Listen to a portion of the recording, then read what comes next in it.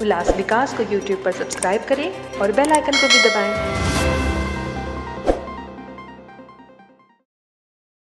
बदलापुर के home platform का उद्घाटन आज रेल राज्य मंत्री रावसाहेब दानवे ने किया। होम प्लेटफॉर्म का निर्माण पूरा हो चुका है। हालांकि इस होम प्लेटफॉर्म पर छत और बैठने की व्यवस्था सहित विभिन्न विकास कार्यों का दूसरा चरण आज किया गया। इसलिए केंद्रीय राज्य मंत्री कपिल पाटिल ने महाविकास आघाड़ी के विरोध को गंभीरता से लेते हुए कहा कि विपक्ष को गहन अध्ययन करना चाहिए और उसके बाद ही आरोप लगाना चाहिए, क्योंकि घरेलू मंच का काम अभी पूरा नहीं हुआ है।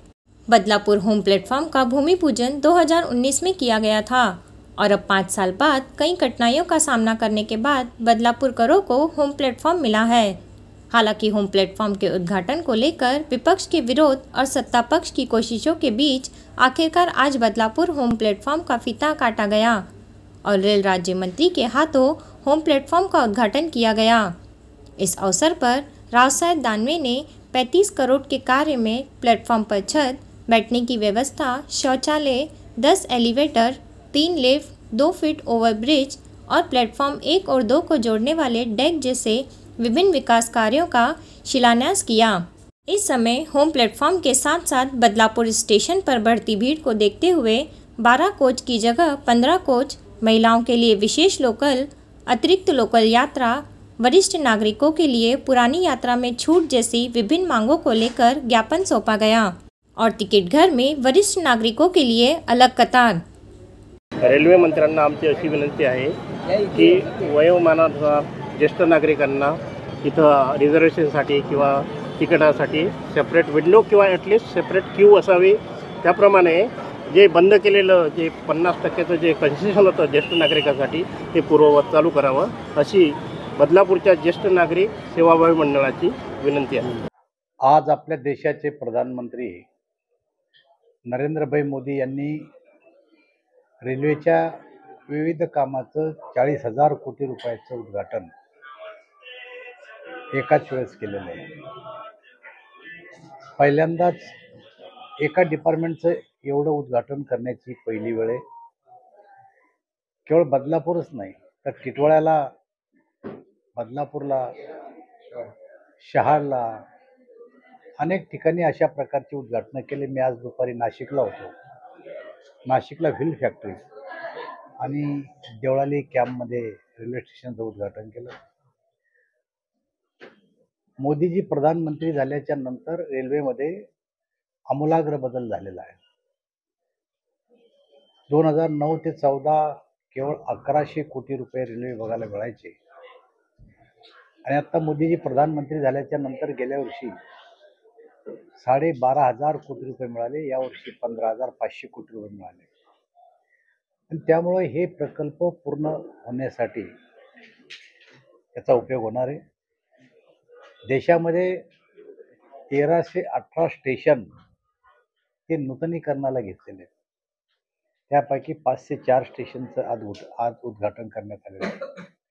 अमृत भारत स्टेशन या उपक्रमाला नाव दिलेलं आहे। भिवंडीमध्ये 2 आहेत आणि त्याच्यामुळे असे अनेक कामं रेल्वे विभागाकडून सुरू करण्यात आलेले आहेत। येत्या काही काळामध्ये लोकलचे डबे जे आहेत ते अद्ययावत करण्यात येतील असं आपण म्हटलं होतं थोड्या वेळापूर्वी। कशा प्रकारे सुरू होतं? या वर्षीच्या बजेटमध्ये 40,000 नवीन डबे आपण तयार करणार आहे आणि त्या डब्याची जी पद्धत आहे की आत्ता जी वंदे भारत ट्रेन सुरू झाली त्या धर्तीवर ते डबे साधारण ट्रेनला जोडल्या जाणार आहे। त्यामुळे आत्ता जो विषय निघाला होता की 12 डब्याची रेल्वे 15 डब्याची करा, त्यामुळं ते डबे तयार झाल्याच्या नंतर तोही प्रश्न सुटणार आहे।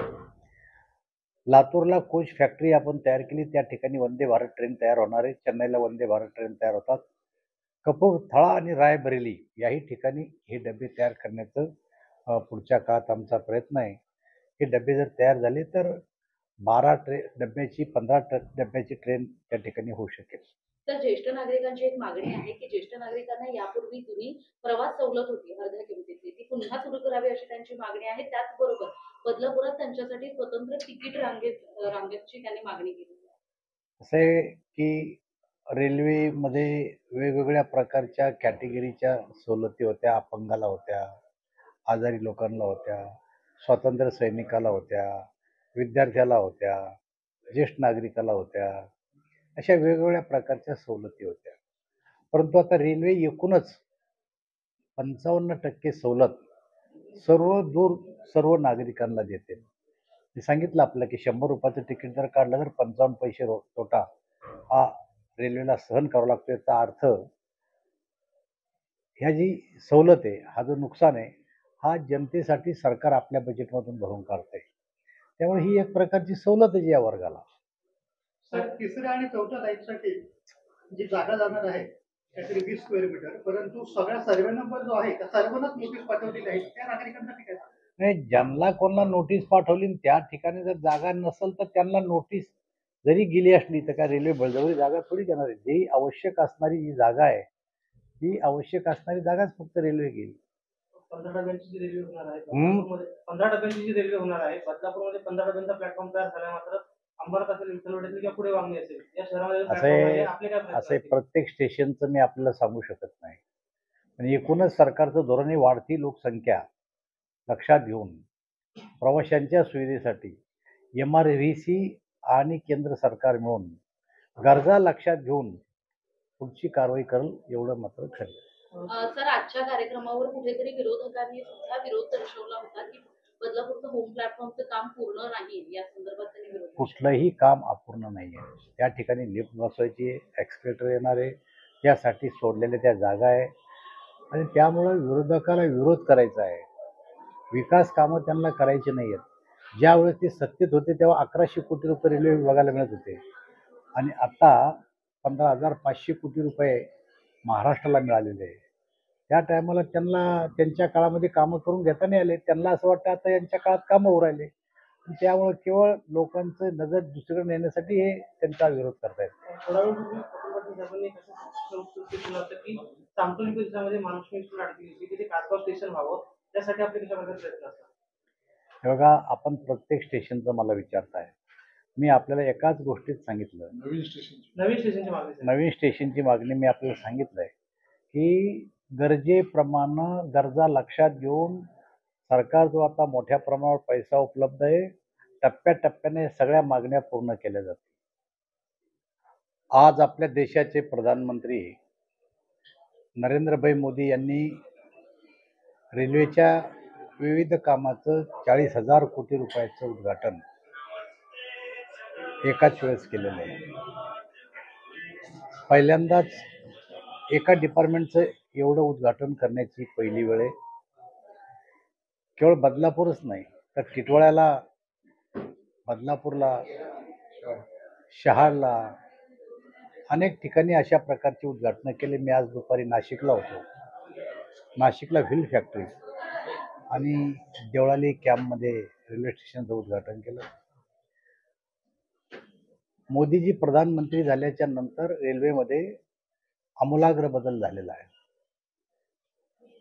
2009 ते 14 केवळ 1100 कोटी रुपये रेल्वे विभागाला मिळायचे आणि आता मोदीजी प्रधानमंत्री झाल्याच्या नंतर गेल्या वर्षी 12,500 कोटी रुपये मिळाले. यावर्षी 15,500 कोटी रुपये मिळाले आणि त्यामुळे हे प्रकल्प पूर्ण होण्यासाठी याचा उपयोग होणार आहे. देशामध्ये 1318 स्टेशन हे नूतनीकरणाला घेतलेले आहेत. त्यापैकी 5 ते 4 स्टेशनचं आज उद्घाटन करण्यात आलेलं आहे. अमृत भारत स्टेशन या उपक्रमाला नाव दिलेलं आहे.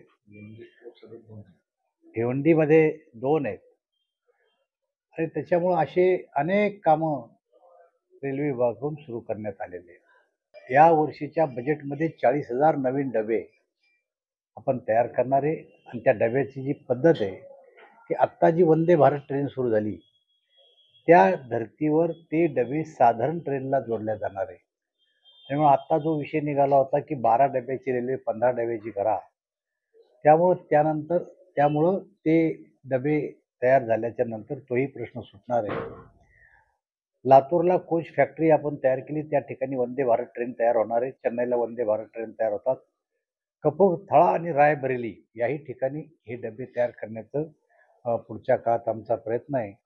हे डबे जर तयार झाले तर डब्याची 15 डब्याची ट्रेन त्या ठिकाणी होऊ शकेल. ते की रेल्वेमध्ये वेगवेगळ्या प्रकारच्या कॅटेगरीच्या सवलती होत्या. अपंगाला होत्या, आजारी लोकांना होत्या, स्वातंत्र्य सैनिकाला होत्या, विद्यार्थ्याला होत्या, ज्येष्ठ नागरिकाला होत्या. अशा वेगवेगळ्या प्रकारच्या सवलती होत्या. परंतु आता रेल्वे एकूणच 55% सवलत सर्व नागरिकांना देते. मी सांगितलं आपलं की 100 रुपयाचं तिकीट जर काढलं तर 55 पैसे तोटा हा रेल्वेला सहन करावा लागतो. याचा अर्थ ह्या जी सवलत आहे, हा जो नुकसान आहे, हा जनतेसाठी सरकार आपल्या बजेटमधून भरून काढतंय. त्यामुळे ही एक प्रकारची सवलत आहे या वर्गाला. कुठलंही काम अपूर्ण नाही आहे. त्या ठिकाणी लिफ्ट बसवायची आहे, एक्सकलेटर येणार आहे, त्यासाठी सोडलेल्या त्या जागा आहे आणि त्यामुळं विरोधकाला विरोध करायचा आहे. विकास कामं त्यांना करायचे नाही आहेत. ज्यावेळेस ते सत्तेत होते तेव्हा 1100 कोटी रुपये रेल्वे विभागाला मिळत होते आणि आता 15,500 कोटी रुपये महाराष्ट्राला मिळालेले आहे. त्या टायमाला त्यांच्या काळामध्ये कामं करून घेता नाही आले. त्यांना असं वाटतं आता यांच्या काळात कामं होऊ राहिले. त्यामुळे केवळ लोकांचं नजर दुसरीकडे नेण्यासाठी हे त्यांचा विरोध करतायत. निश्चितपणाने गेल्या अनेक वर्षापासूनची मागणी बदलापूर होम प्लॅटफॉर्मची होती. 2014 साली भिवंडी लोकसभा क्षेत्रातील लोकांनी मला खासदार केल्यानंतर तेव्हाचे DRM निगम यांना घेऊन मी सगळ्या सहकाऱ्यांसह बदलापूर होम प्लॅटफॉर्मची पाहणी केली आणि त्या दिवशी खऱ्या अर्थाने ती मुहूर्तमेढ रोवली गेली की या ठिकाणी बदलापूर होम प्लॅटफॉर्म करायचं आणि मग MRVCच्या माध्यमातून तो प्रस्ताव पाठवला गेला. त्या प्रस्तावाला मंजुरी मिळाली. काम निश्चितपणाने डिले झालं, परंतु आज लोकांच्या सेवेमध्ये बदलापूर होम प्लॅटफॉर्म हा हजर झालेला आहे. निश्चितपणाने बदलापूरवरून प्रवास करणाऱ्या प्रवाशांसाठी खऱ्या अर्थाने ही पर्वणी आहे. थोड्याफार प्रमाणात त्यांच्या प्रवासाच्या सुविधेमध्ये आम्ही भर घातली असं म्हटलं तर वावगं ठरणार नाही. मी त्यांना झालेल्या त्रासाबद्दल दिलगिरी व्यक्त करतो आणि रेल्वे प्रशासनाने फार मोठ्या प्रमाणात प्रयत्न करून हे होम प्लॅटफॉर्म तयार केलेलं आहे. त्यामध्ये जेव्हा हे मंजुरीसाठी प्रस्ताव दिला तेव्हा रेल्वेने नगरपालिकेला प्रस्ताव दिला की आम्हाला आवश्यक असलेली 28 मीटर जागा ही देणं रेल्वेची जागा नसल्यामुळे नगरपालिकेने ती जागा दिली पाहिजे. तत्कालीन सगळेच नगरसेवक असतील, नगराध्यक्ष असतील, तेव्हाचे CO असतील, आम्ही नगरपालिकेमध्ये जाऊन बैठक घेतली तेव्हाही काही लोकांनी विरोध केला होता. मग मला शेवटी असं बोलावं लागलं होतं की होम प्लॅटफॉर्मचं काम कॅन्सल करावं का, इथपर्यंत आमची चर्चा. हे सगळे साक्षीदार आहेत त्या गोष्टीचे. नंतर त्याला संमती मिळाली. मग रिक्षा स्टँड जात नव्हता, ही साक्षीदार आहे.